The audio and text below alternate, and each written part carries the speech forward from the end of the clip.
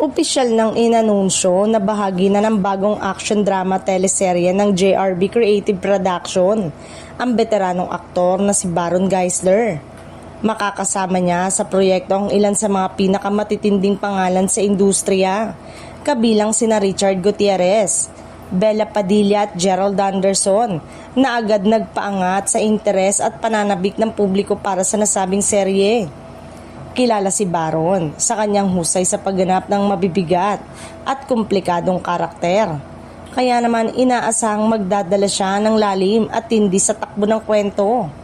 Ayon sa mga source mula sa production, isang mahalagang papel ang gagampanan ni Baron na may direktang epekto sa mga pangunahing tauhan at sa mga magiging pangunahing salpukan ng istorya. Ang teleserye ay nakasentro sa mundo ng aksyon, intriga at personal na laban ng bawat karakter.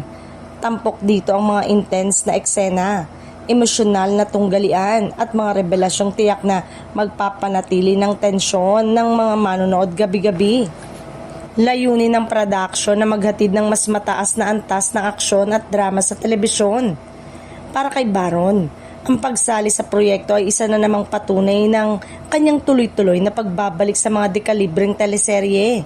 Matapos sa mga nagdaang proyekto kung saan pinuri ang kanyang pagganap, muli niyang ipinapakita na kaya niyang makipagsabayan at magbigay ng kakaibang kulay sa isang powerhouse ensemble cast.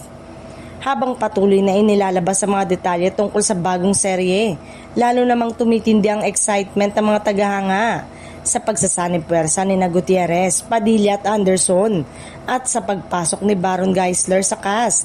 Inaasahang magiging isa ito sa mga pinaka-inaabangang teleserye na tiyak na pag-uusapan sa darating na mga buwan.